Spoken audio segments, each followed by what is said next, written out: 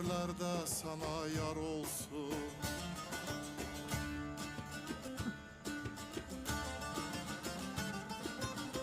Bir ceylan gözlüye gönül bağladım, dinmeyen sevdanla yürek dağ. Hello दोस्तों, नमस्कार। कैसे आप सभी लोग? उम्मीद करते हैं आप लोग बहुत ही बढ़िया होंगे। मैं हूं पैडी और मैं हूँ प्रतीक्षा। और आज हम जिस वीडियो पे रिएक्शन करने वाले हैं वो है अर्तुगल गाजी में से एक वीडियो है। उसका टाइटल है अल्लाह यार ओल्सन ड्रिलिस अर्तुगल।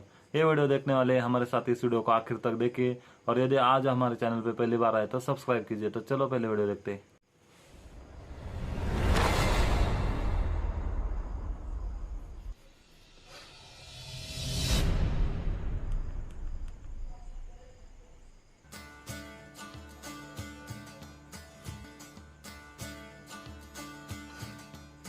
Söğüt'te yurt kıldın, mesken eyledin. Her zaman eline doğru söyledin. Meydanlarda korku nedir bilmedin. Yurduna obana Allah yar olsun. Süleyman Şahoğlu Yiğit Ertuğrul, Allah hak yolunda sana yar olsun. Tarihte olmadı sen gibi oğul, Allah zaferlerde sana yar olsun. Tarihte olmadı sen gibi oğul, Allah zaferlerde sana yar olsun.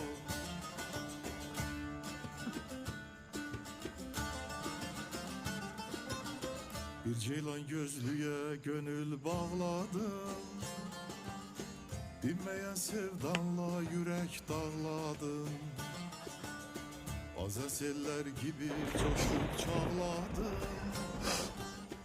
Vuran kollarına Allah yar olsun. Süleyman Şahoğlu Yiğit Ertuğrul, Allah hak yolunda sana yar olsun.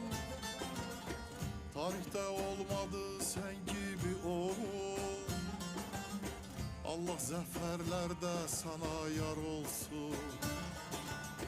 Tarihte olmadı sen gibi oğul, Allah zaferlerde sana yar olsun.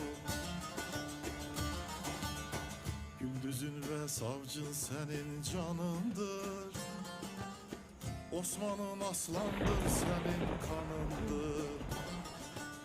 Sultan Hayma ana şeref şanındır. Kutlu Oğuzlara Allah yar olsun. Süleyman Şahoğlu Yiğit Ertuğrul, Allah hak yolunda sana yar olsun. Tarihte olmadı sen gibi oğul, Allah zaferlerde sana yar olsun. Tarihte olmadı sen gibi oğul, Allah zaferlerde sana yar olsun. Allah hak yolunda sana yar olsun. Yurduna obana Allah yar olsun. Vuran kollarına Allah yar olsun. Kutlu omuzlara Allah yar olsun.